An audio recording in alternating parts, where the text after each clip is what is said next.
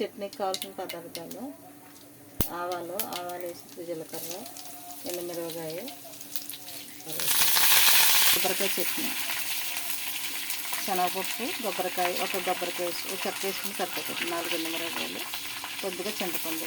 చట్నీకి మిక్సీ పెట్టుకోవాలి. కొద్దిగా సాల్ట్, అంటే మేము ములగా కలుపుతాం అంతగానే స్నఫ్ కలర్లో ఉన్నది.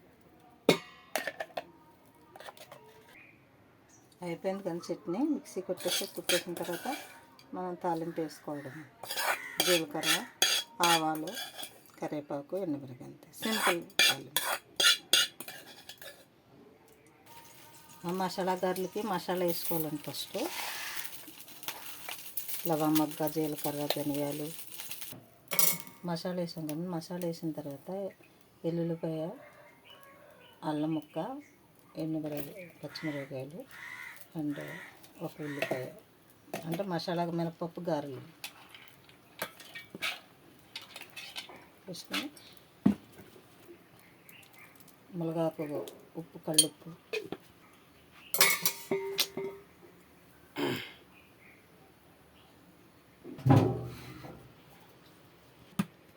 మిక్సీ అయిపోయిందండి. అయిపోయిన తర్వాత బౌల్లో తీసుకుని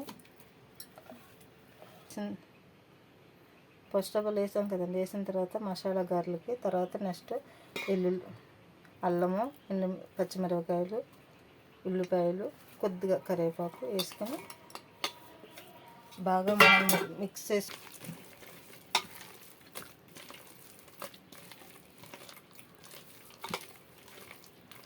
ఇలా ప్రెస్ చేసుకోవాలండి. ఇలా ప్రెస్, కొద్దిగా జీలకర్ర కూడా వేసుకోవాలండి.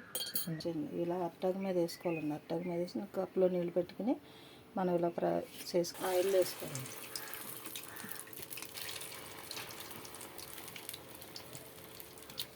ఇది వేరుశనగ వల్ల పొంగు వస్తుందండి.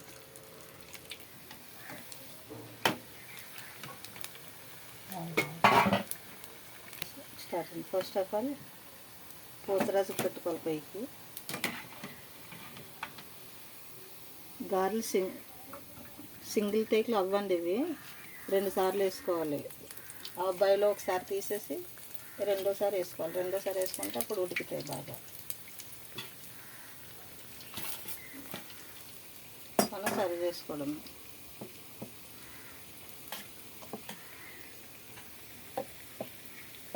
అలా చట్నీ వేసుకొని సర్వ్ చేసుకోవాలి. ఇప్పుడు ఉప్పు నీళ్ళు వస్తున్నాయి, అందుకే సామాన్లు అన్నీ నల్లగా ఇత్తడి సామాన్లు, రాగి సామాన్లు మాకు బోరు వాటర్ వస్తుందండి, చెరువు వాటర్ రావట్లేదు. అందుకని నల్లగా ఉంటాయి సామాన్లు. గోదావరి జిల్లాలో అయినా కానీ ఫిల్టర్ వాటర్తో వంట చేసుకోవాల్సి వస్తుంది.